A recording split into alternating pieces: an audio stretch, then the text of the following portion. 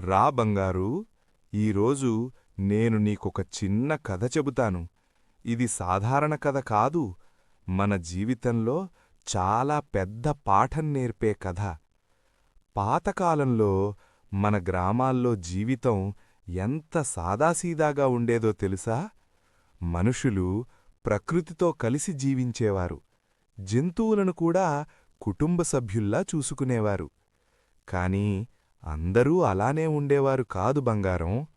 కొంతమంది తమ లాభం కోసం తమకు సహాయం చేసిన వారినే మరిచిపోయేవారు. ఈరోజు నేను చెప్పబోయే కథ కూడా అలాంటిదే. ఒక రైతు, ఒక ఆవు మరియు ఒక చిన్న తప్పు. ఆ తప్పు ఎలా అతని జీవితాన్ని పూర్తిగా మార్చిందో విను. జాగ్రత్తగా విను బంగారు.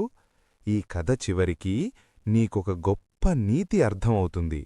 ఒక ప్రశాంతమైన చిన్న గ్రామంలో రామయ్య అనే రైతు ఉండేవాడు.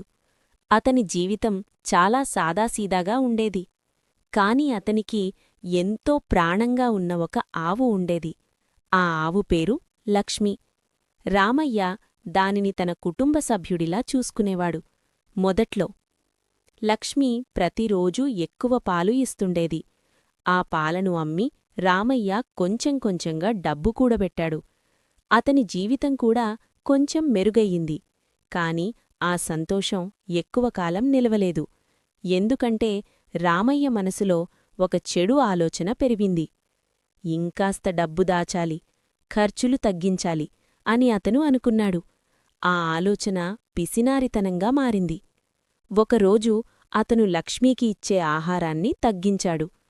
కొంచెం తక్కువ తింటే ఏమవుతుంది, పాలు అలాగే వస్తాయి అని అనుకున్నాడు. కాని లక్ష్మి ఒక జంతువు. అది మాట్లాడలేకపోయినా దాని బాధ స్పష్టంగా కనిపించేది.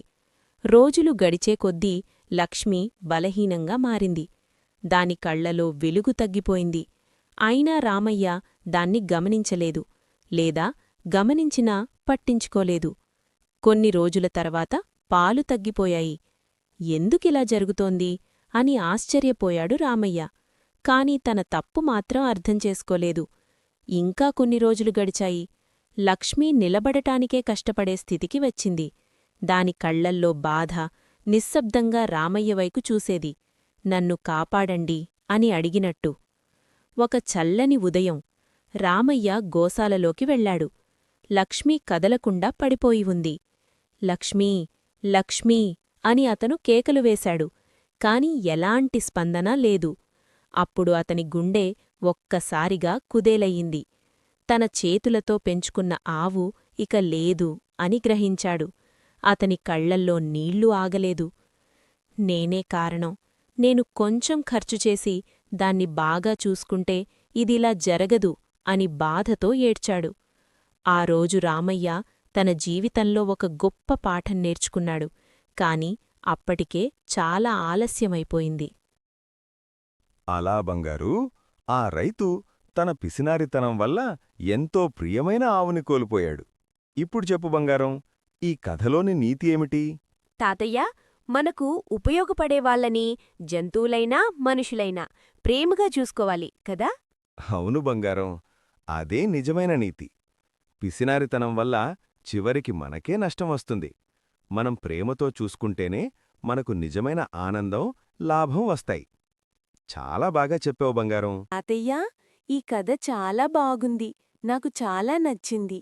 నీకు నచ్చితే ఇంకా ఇలాంటివి చాలా కథలు చెబుతాను బంగారం. అయితే తాతయ్య, ఈ కథ వినే అందరూ కూడా మన ఛానల్ని సబ్స్క్రైబ్ చేసుకుని ఇంకా ఇలాంటివి మంచి కథలు వినాలి కదా? అవును బంగారం, మీరు కూడా మా కథలు నచ్చితే లైక్ చేయండి, షేర్ చేయండి, సబ్స్క్రైబ్ చేయడం మర్చిపోవద్దు. మళ్ళీ ఇంకో మంచి కథతో కలుద్దాం.